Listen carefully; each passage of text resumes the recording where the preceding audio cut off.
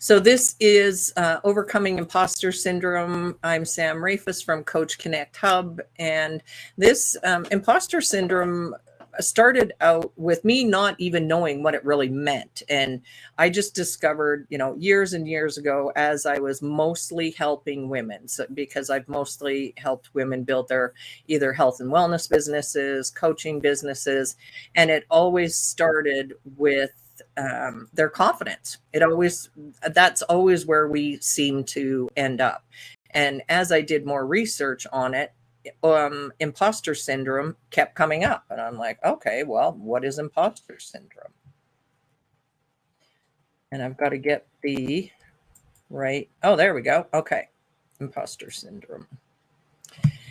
With imposter syndrome, there is a few common themes. However, the top three that I found with most of my clients or most of the women that I worked with over the years, the common fears and obstacles that would come up are fear of inadequacy, the comparison trap, and downplaying achievements. So fear of inadequacy, oftentimes women would say to me, I don't know if I can really help my clients. And truly, this is me looking at them kind of in my head going like, what? Like, I've been working with you for how long? And in my estimation and my belief, like, one, you're educated, you're brilliant. I can see why people might come and want your help as a coach, because I think you are really good at what you do. So every time someone would have that fear that they really couldn't stack up, it was puzzling for me. So I wanted to get I wanted to study it more and figure it out. And same with the comparison trap. A lot of coaches, we're life coaches, health coaches, executive coaches, many different types of coaches. And yet here we are going, oh, but look at that coach that does what I do. They're much better than I am. And it just seems to be that feeling. And again, I couldn't understand it. However, I think I had a little bit of it myself when I started out, but then I just really, I stuck to what I was, taught about, how to believe in yourself and different strategies that I'm going to teach you through here. So I guess it didn't stick for me as much because I had mentors and coaches or parents. And those of you that know me and hang around me, that I talk about my parents, Morris and Joyce Rafoss.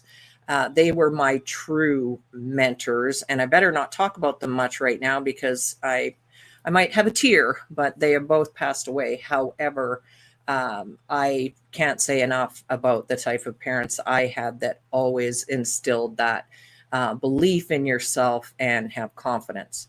And then the third, downplay achievements. This is common, not only for the whole population, but it seems to be one of the most common things with coaches is, and you guys know it because I see who's on the screen here, and I know a lot of you, that I know how much education some people have, PhDs, masters, have taken 27 different coaching certifications, have read thousands of books and materials and podcasts. And like, I hang around with people that are like high achievers, yet tend to believe that, when you say anything and you go, oh, you're doing great, or you're really good at what you do, it's like, oh yeah, kind of that humbleness of many coaches that go, oh yeah. And the rest of us on the outside are seeing what we see. So you are in good company if these three top themes for imposter syndrome apply to you. And if you care to do so, you can put in the chat which 1, 2, or 3, which one seems to be what you might struggle with the most. So I'm always curious to know which one you identify with. All right. So who am I? This individual who I have always looked up to and followed and read many of her books. So she's wrote 11 books, poet and civil rights activist. Um, Even she could not escape the nagging doubt that she really didn't earn her accomplishments. And she talked about feeling like a fraud or an imposter. So I got to look at the chat instead of my chat. Oh, Julia's got it. Yes. Maya Angelou is famous for saying, I've run a game on everybody and they're going to find me out. And just to think about that, those of you that follow Maya Angelou, just in one moment, can you think how I always think, really? Like, even she thought that. And when I think 50 honorary awards or more, like doctorates and degrees from different institutions, she would talk about how everybody wants to give me an award, but I don't know that I really deserve it because I just do what I do. And I think as coaches, we tend to be those types of individuals. As coaches, we get into coaching because we want to help others, not necessarily want to have the spotlight shone on ourselves. And I think a few of you, I did a test run of this presentation a couple of weeks ago. I called it something else. I had a whole bunch more material in it, which is what I seem to do. I seem to think I have to put so much material into a presentation because I want to make sure people get value. And then I had it way too jam-packed. I had too much information in it. And I was doing a couple of things that weren't comfortable for me. So I don't know if it was imposter syndrome or just the fact that I would rather shine the light on other people than myself. So I am in my comfort zone here today. Now that I worked on my slides, I worked on what I wanted to have in this presentation, and I do feel much more confident and not so much some of those imposter syndrome feelings. So I'm just going to go through 5 strategies that I think can help. And you all being coaches, you're probably going to think, yeah, I either do this or I know about this. So a lot of it, I might not be telling you anything that is new. However, I know I need reminders.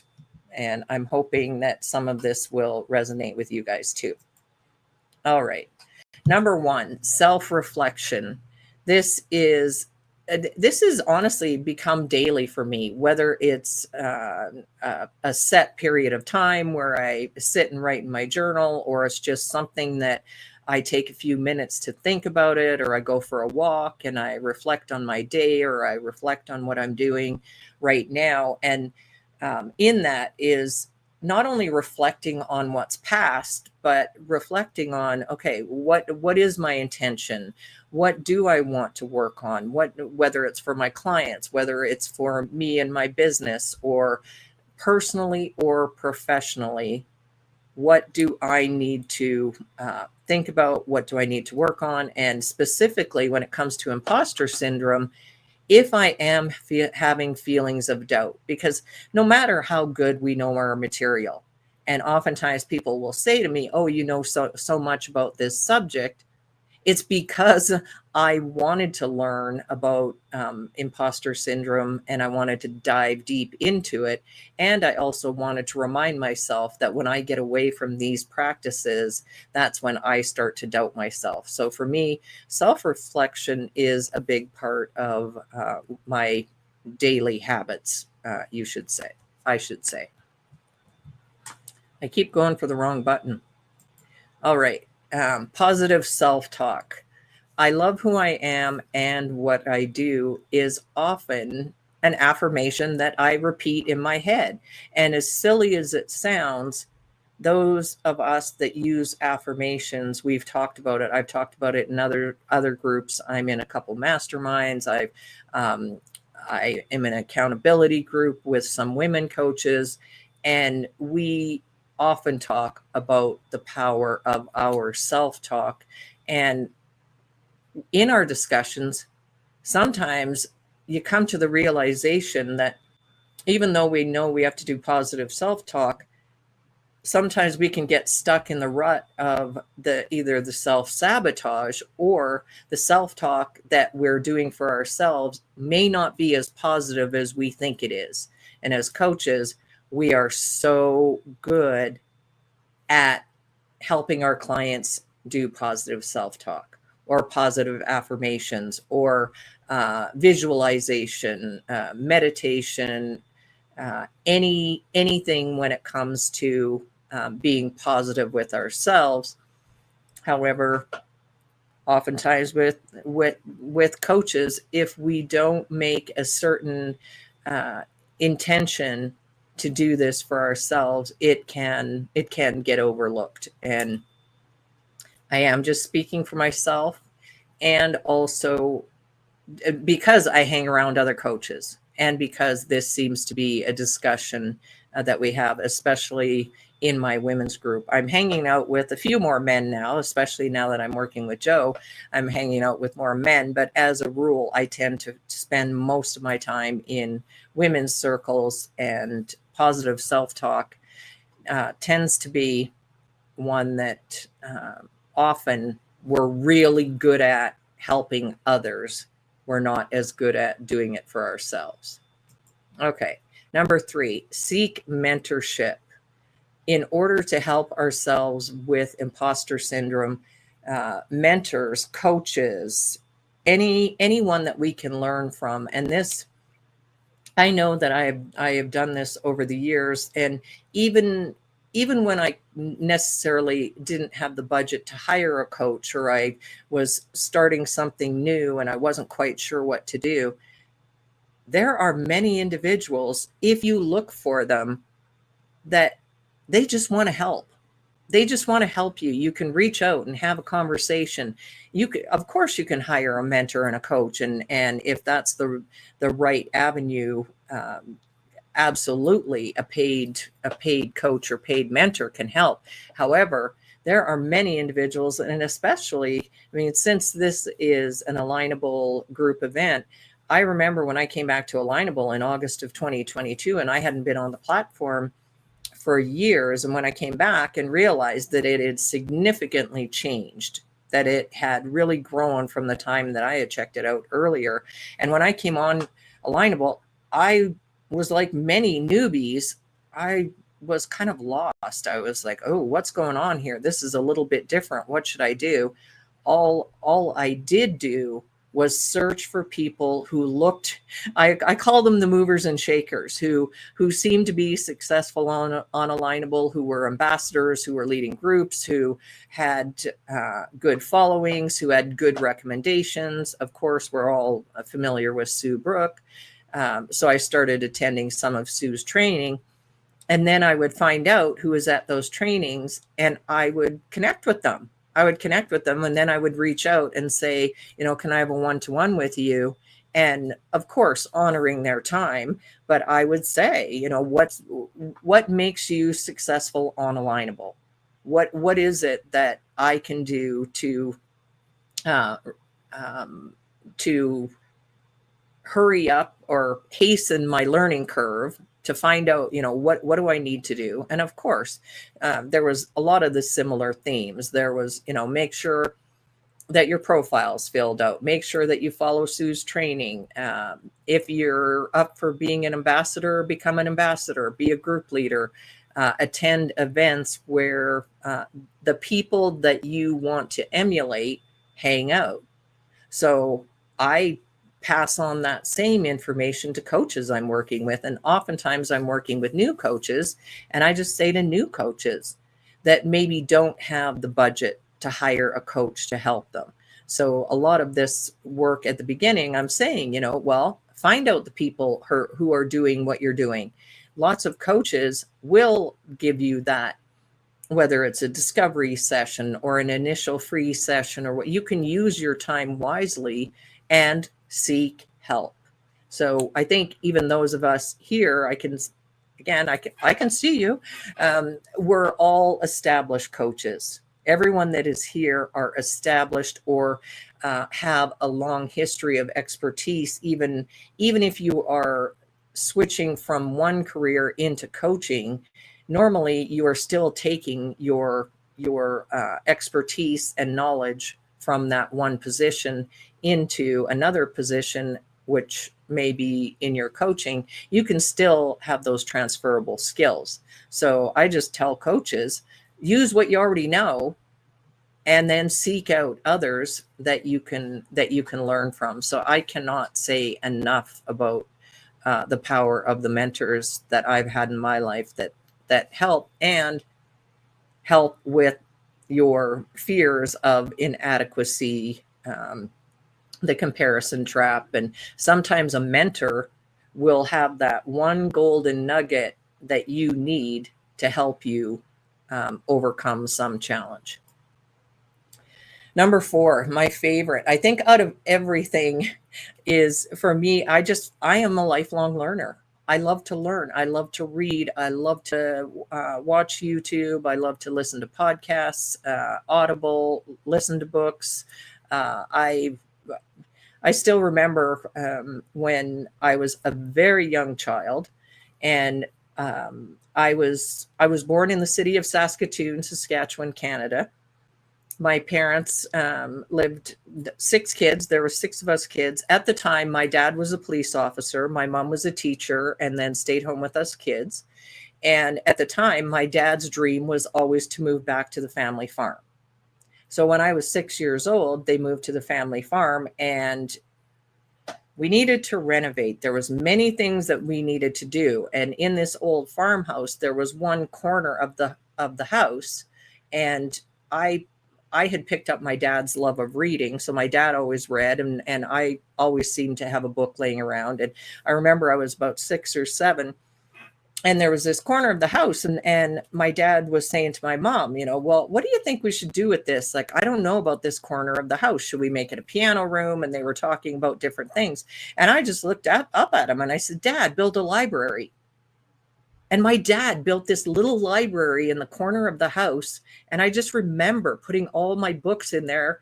And then as I grew up, my dad and I would basically just house this little library in the corner of the house. So continuous learning for me has just been something not only a hobby, but a passion. And for coaches, continuous learning is one of the strategies that I say to anyone I'm working with that can help you overcome imposter syndrome. Because if you are trying to compare yourself or judge yourself against anyone else, if you are going deep into your subject matter. So as coaches, we tend to, say, hey, I'm a coach, and, you might have 70, 80% of people that you might be trying to help. But if we are, I use the analogy, let me go back. I use the analogy is if there are 100 people in a room, in any room, and you were on the stage and you were speaking to those 100 people, very likely 2 to maybe 5, and 5 is being very generous, might be your exact ideal clients. So there might be, how many of us on the call here today, and if we were in that room of 100, would we be able to articulate who we are and who we coach to the nth degree that those 2 to 5 people could actually say, hey, you know what? Yeah, Mary Pat, I want to hear more about you, and I want to work with you, or at least learn about you. Fred, I know Fred's an executive coach, and would you be able to talk about what you do?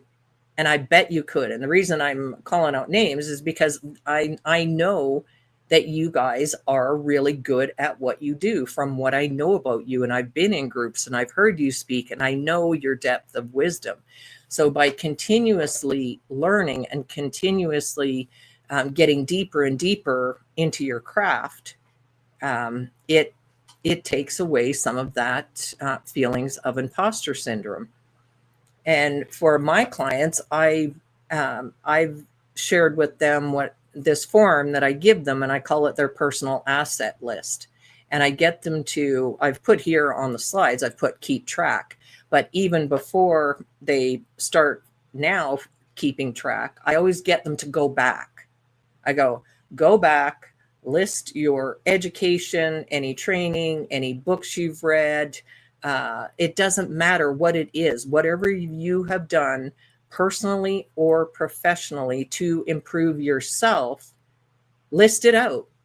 And I do have another form that I'll put in the notes here for you. It's just a Word document that I give my clients, and you can use it or not. This one just looks a little bit prettier here on the slides, but it really is just a way to keep track.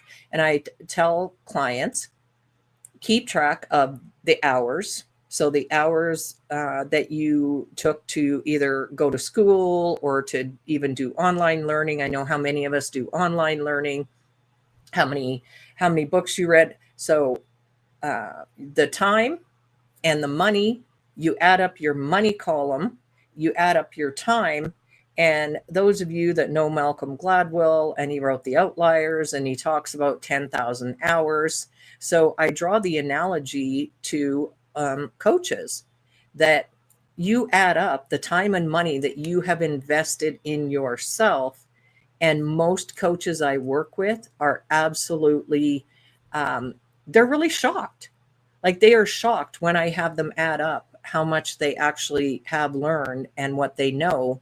And for some of them, it was the turning point. I can think of a couple specific clients. It was the turning point for them in really overcoming their imposter syndrome, because when they added up what they had actually done between education and experience, that they truly had over 10,000 hours or more in their field. So hopefully that makes sense. And before I finish out here, I'll grab that other form, but I only have a few slides left.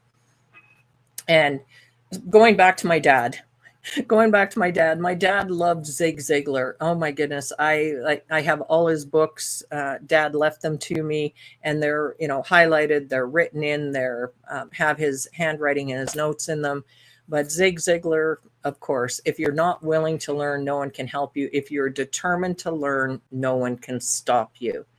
And there is nothing more truer in today's day and age, with everything moving so quickly. We are in the age of not only the internet, we are in the age of AI. And many people are still afraid of artificial intelligence, or using, things like Bard or Chat GPT, or just not either shying away from it because they don't really understand what it's doing, or some people are just afraid that it's going to take over the world. And we honestly don't know what will happen in the future. However, right now, I'm just all about, I just want to keep learning it. I want to try it. I want to learn what I can. And of course, with anything, we have to be safe. However, if we're not learning because we're afraid, we're going to get left behind. And as coaches, we're guides. We're guides for people. So hopefully we're all continuing to learn. And the last one, create a supportive network. And I've got Alignable here, and that symbol in the middle is the symbol for Coach Connect Hub, and the E is for Coach Engage, where Joe and I hang out, and where the recordings are hosted on our YouTube channel if you're looking for them. And of course, in person and online, wherever you can find your network. And I've got here, create a supportive network. Like, create your own network, whether that's a small network of people that you can have accountability group with, a mastermind group. So for me, I have different groups. I have supportive groups that are really tight. They're really close to me. We're accountability partners and we hold each other accountable. I have mastermind groups that are really important to me. And then I have the bigger groups where I am a Fowler International Academy professional coach. So I join my Fowler coaches every week. And then I'm in a couple Alignable groups. I get different satisfaction, different wisdom, different learning from every group. So that's why I'm saying create a supportive network. You can look for networks that already have existing people, but I always say to people, create whatever you need for yourself. And once again, I'm trying to hit the wrong button. Okay, so to recap, top 3 common themes with coaches: fear of inadequacy, the comparison trap, and we downplay our achievements.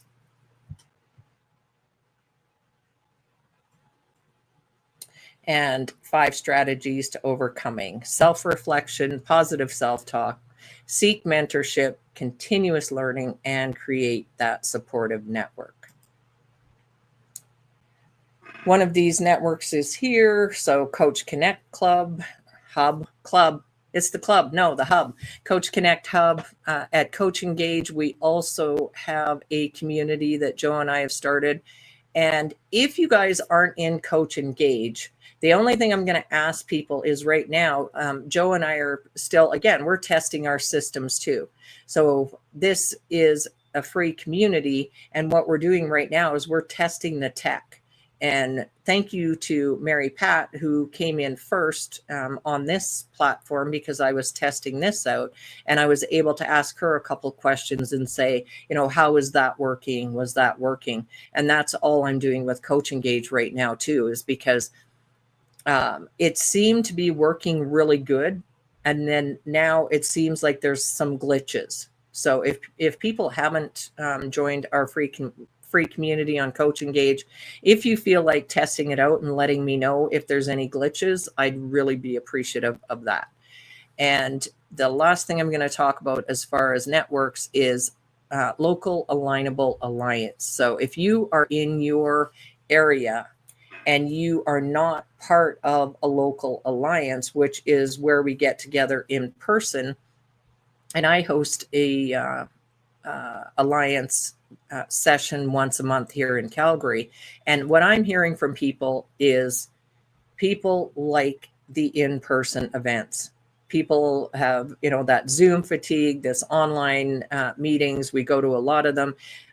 People are really enjoying the in-person events. So if you are liking what you're doing on Alignable and you're liking getting into different groups and really appreciating the groups that you're in on Alignable, then search for your local alliance if you're not in one yet. And if there isn't one there, I'm sure one is being created, or if you're wanting to be an ambassador, you can check that out too. If you're not sure how to find your local alliance, just, reach out to me. I'm an ambassador and I can put you in the right direction if you haven't found your local alliance, because you will start to find your like-minded individuals in those local alliances too. And to learn more about how I can help you with imposter syndrome or grow your coaching business, just I always say to people, I like getting on the phone with people, whether I can just help you in the moment or not, or have a good tip, and we just have a good conversation. I like just having a conversation with people. And now we are doing the Q&A.